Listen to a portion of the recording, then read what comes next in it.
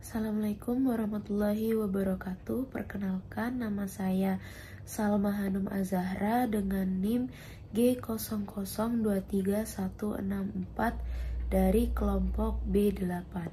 Jadi yang pertama saya akan menjelaskan tentang tulang penyusun antebrachii. Nah, tulang penyusun antebrachii ada dua, yaitu os radius dan os ulna. Nah, cara menghafalkannya ini tuh os radius itu sejajar dengan ibu jari. Lalu os ulna itu sejajar dengan jari kelingking kita. Jadi di sini ini os radius, lalu ada os ulna. Nah, di dalam regio antebrachii terdapat sendi-sendi atau artikulasio yang menyusunnya. Yang pertama yaitu ada artikulasio cubiti. Nah, ini artikulasio cubiti ini akan dibentuk lagi menjadi 3 artikulasio. Yang pertama adalah artikulasio humeroradialis. Yang ini merupakan gabungan antara os humerus dan os radialis. Dan pergerakan sendi ini tipe persendiannya itu globoidea atau sendi peluru. Terus gerakannya itu merupakan fleksi dan ekstensi. Lalu yang kedua ada artikulasio humero-ulnaris. Nah, ini merupakan gabungan antara os humerus dan ulnaris. Lalu tipe persendiannya adalah ginglimus atau sendi engsel. Gerakannya adalah fleksi dan ekstensi sama. Lalu yang ketiga ada artikulasio radioulnaris proximal. Nah, ini tipe persendiannya itu trochoidea atau pivot joint, bisa bergerak ke segala arah. Lalu gerakannya itu bisa rotasi, pronasi, dan supinasi. Nah, selanjutnya saya akan menjelaskan tentang muskuli dari regio antebrachii, bagian ventral dan dorsal beserta inervasi dan juga fungsinya masing-masing. Yang pertama ini bagian ventral. Ada di lamina superficialis terdapat musculus pronator teres. Fungsinya yaitu melakukan gerakan pronasi lengan bawah. Yang kedua ada musculus flexor carpi ulnaris. Ini gerakannya fleksi dan aduksi di pergelangan tangan. Lalu yang ketiga ada musculus palmaris longus. Fungsinya untuk fleksi pergelangan tangan.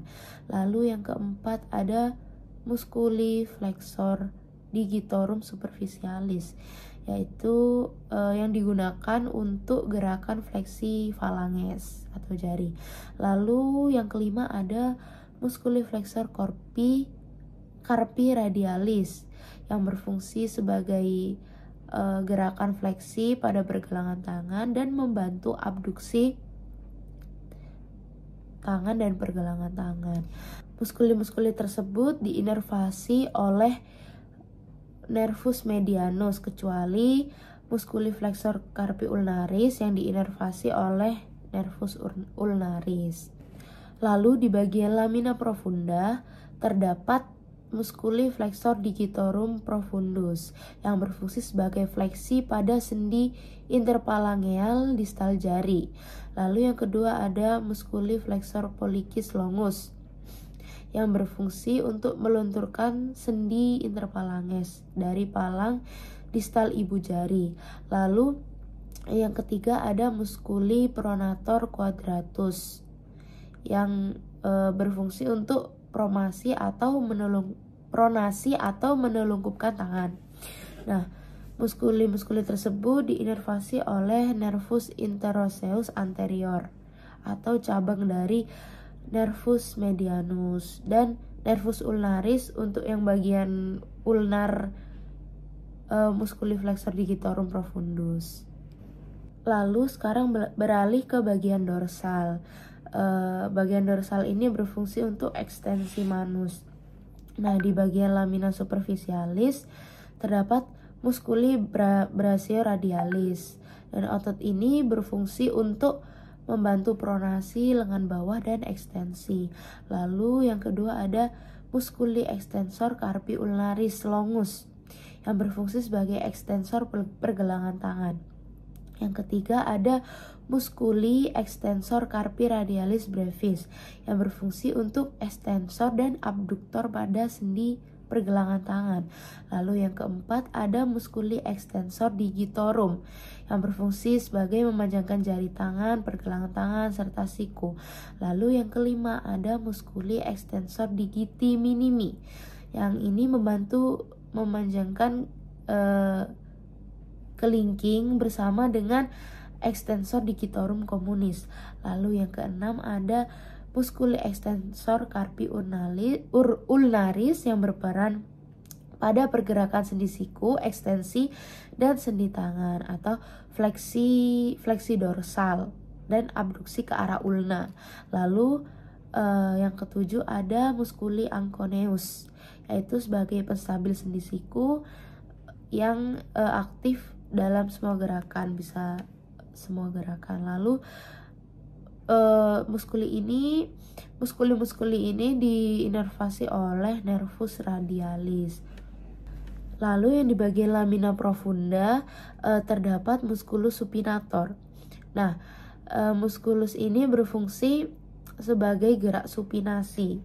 Lalu yang kedua ada musculi abductor pollicis longus yang berfungsi sebagai abduktor extensor, abduktor dan extensor dalam lengan bawah dan bertanggung jawab untuk pergerakan stabilitas ibu jari. Lalu yang ketiga ada musculi extensor pollicis brevis yang memungkinkan untuk ekstensi ibu jari, pergelangan tangan, dan jari. Lalu yang keempat ada musculi extensor pollicis longus yaitu sebagai ekstensor ibu jari juga dan sebagai ekstrinsik yang memanjang dan mengaduksi sendi ibu jari. Lalu yang kelima ada musculi extensor indicis yang berfungsi sebagai ekstensi jari telunjuk.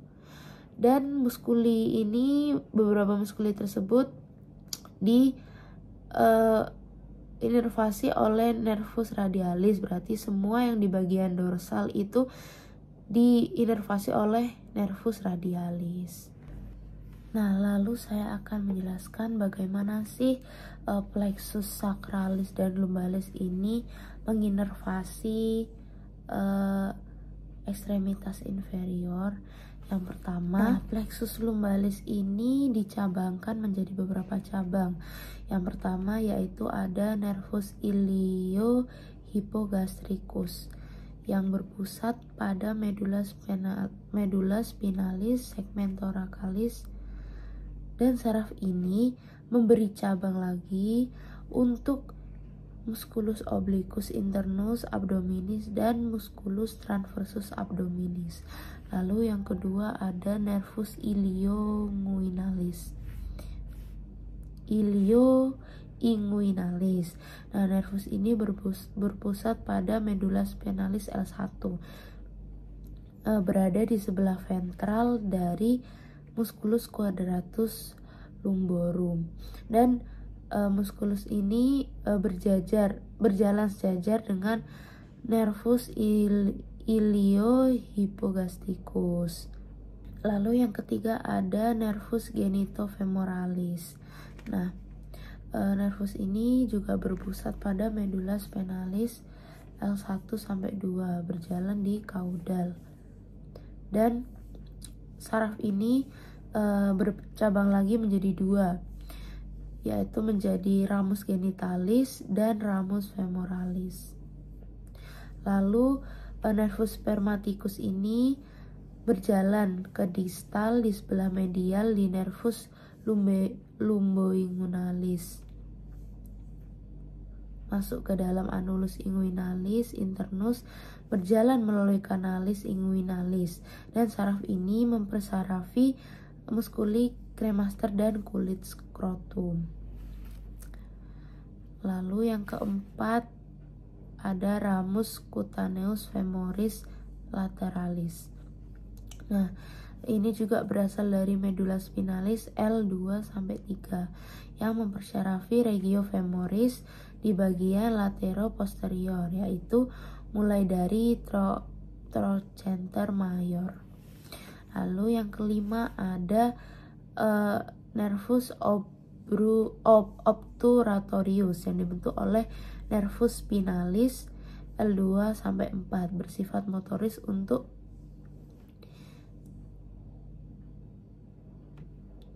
Lalu yang kelima ada nervus obturatorius yang dibentuk oleh nervus spinalis L2 sampai 4.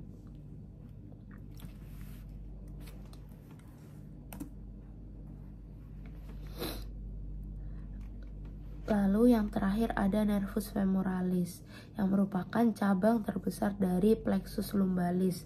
Nah, ini dibentuk oleh nervus spinalis L2 sampai L4 dan menampakkan diri pada tepi lateral bagian distal.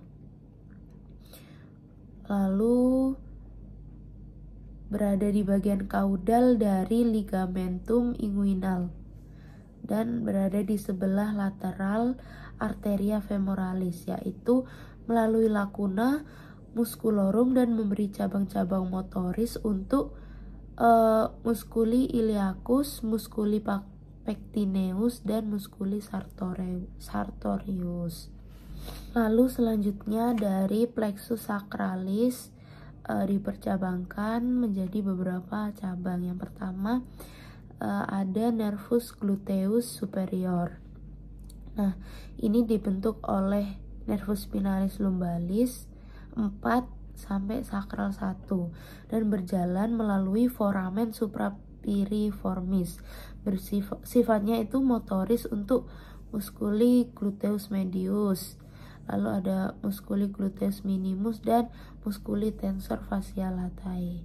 Lalu yang percabangan kedua ada nervus gluteus inferior. Nah, ini dibentuk oleh nervus spinalis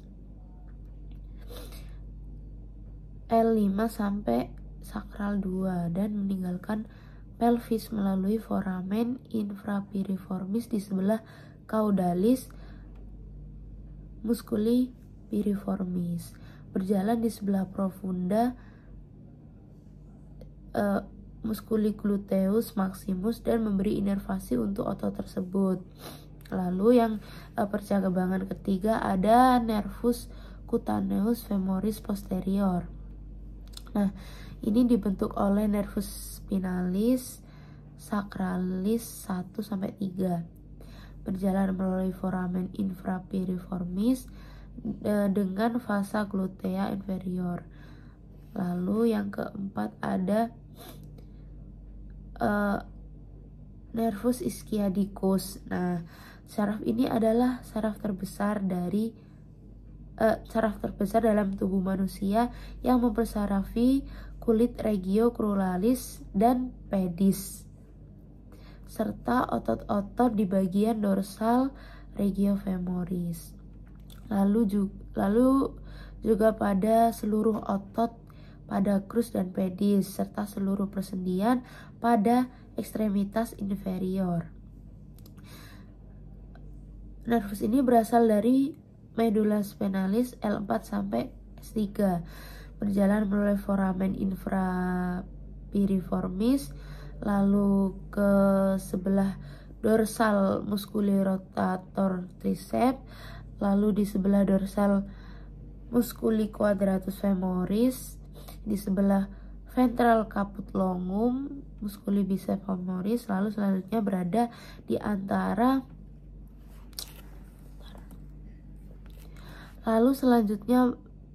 berjalan di antara musculi biceps femoris dan musculi semimembranous masuk ke dalam fossa poplitea. Lalu saraf ini bercabang menjadi dua lagi, menjadi nervus tibialis dan nervus peroneus communis. Lalu yang terakhir ada musculares. Nah, ini cabang ini berjalan melalui foramen infrapiriformis, mempersarafi musculus piriformis. Lalu ada musculi obturator internus, musculi quadratus femoris. Dan sebenarnya plexus sacralis ini adalah bagian dari plexus lumbosacralis yang dibentuk oleh RR anterioris, nervus spinalis, segmental lumbal, sakral, dan coccygeus. Nah, yang terakhir saya akan menjelaskan mengenai topografi foramen ischiadicus minor. Nah, di bagian batas-batasnya yaitu yang pertama di bagian kranial itu ligamentum sacrospinale. Lalu di bagian ventral ada incisura ischiadica minor. Lalu di bagian kaudal berbatasan dengan ligamentum sacrotuberosum. Strukturnya yaitu yang pertama ada articulatio sacroiliaca. Yang kedua ada foramen ischiadicum maius. Lalu yang ketiga ada ligamentum sacrospinale. Yang keempat ada foramen ischiadicum minus. Yang kelima ada ligamentum sacrotuberal. Dan yang keenam ada di bawah ada fascia symphysis. Sekian dari saya, kurang lebihnya mohon maaf. Wassalamualaikum warahmatullahi wabarakatuh.